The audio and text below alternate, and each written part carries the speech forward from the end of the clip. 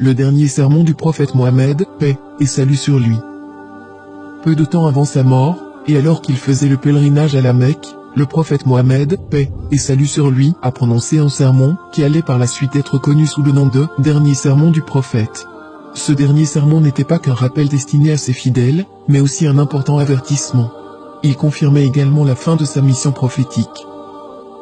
Le prophète Mohammed, paix et salut sur lui, a prononcé son dernier sermon au cours du pèlerinage de l'an 632, au 9e jour du mois de Dhul-Hijjah, qui est le 12e mois du calendrier lunaire. Il se tenait sur le mont Arafat, devant des milliers de musulmans. Après avoir loué et remercié Dieu, le prophète, paix et salut sur lui, a déclaré : Ô peuple, écoutez-moi attentivement, car je ne sais pas si, après cette année-ci, je serai encore parmi vous. Écoutez, donc, ce que je vous dis avec beaucoup d'attention et transmettez ce message à ceux qui ne pouvaient être présents parmi nous aujourd'hui. Ô peuple, tout comme vous considérez ce mois, ce jour, cette cité comme sacrée, considérez aussi la vie et les biens de chaque musulman comme sacrés. Retournez à leurs légitimes propriétaires des biens qui vous ont été confiés. Ne blessez personne afin que personne ne puisse vous blesser. Souvenez-vous qu'en vérité, vous rencontrerez votre Seigneur et qu'effectivement, il vous demandera compte de vos actes. Dieu vous a défendu de pratiquer l'usure, de prendre ou payer de l'intérêt, donc tout intérêt non payé sera maintenant annulé. Votre capital, cependant, vous revient.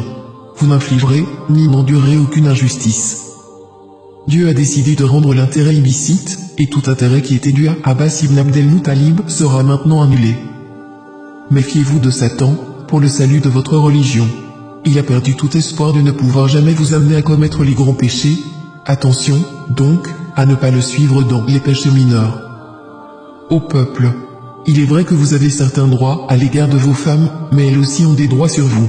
Souvenez-vous que c'est par la permission de Dieu que vous les avez prises pour épouses, et que c'est Dieu qui vous les a confiées. Si elles respectent vos droits, alors à elles appartient le droit d'être nourries et habillées convenablement.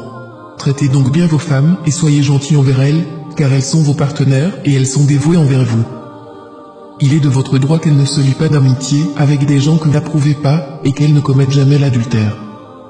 Ô peuple, écoutez-moi bien, adorez Dieu, faites vos 5 prières quotidiennes, jeûnez pendant le mois de Ramadan et donnez votre richesse en zakat.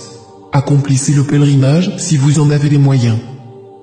Toute l'humanité descend d'Adam et Ève. Un arabe n'est point supérieur à un non-arabe, et un non-arabe n'est point supérieur à un arabe, et les blancs ne sont point supérieurs aux noirs, de même que les noirs ne sont point supérieurs aux blancs. Aucune personne n'est supérieure à une autre, si ce n'est en piété et en bonnes actions. Vous savez que chaque musulman est le frère de tous les autres musulmans. Vous êtes tous égaux. Vous n'avez aucun droit sur les biens appartenant à l'un de vos frères, à moins qu'on ne vous ait fait un nom librement et de plein gré.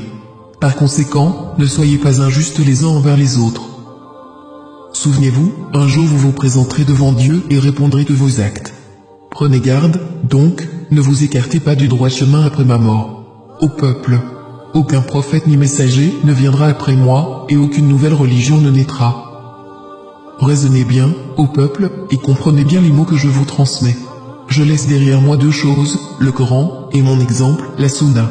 Et si vous les suivez, jamais vous ne vous égarerez. Que tous ceux qui m'écoutent transmettent ce message à d'autres, et cela à d'autres encore, et que les derniers puissent le comprendre mieux que ceux qui m'écoutent directement. Sois témoin, ô Dieu, que j'ai transmis ton message à tes serviteurs. C'est ainsi que le prophète, paix et salut sur lui, termina son dernier sermon, et, alors qu'il se tenait près du sommet de Arafat, le verset suivant lui fut révélé.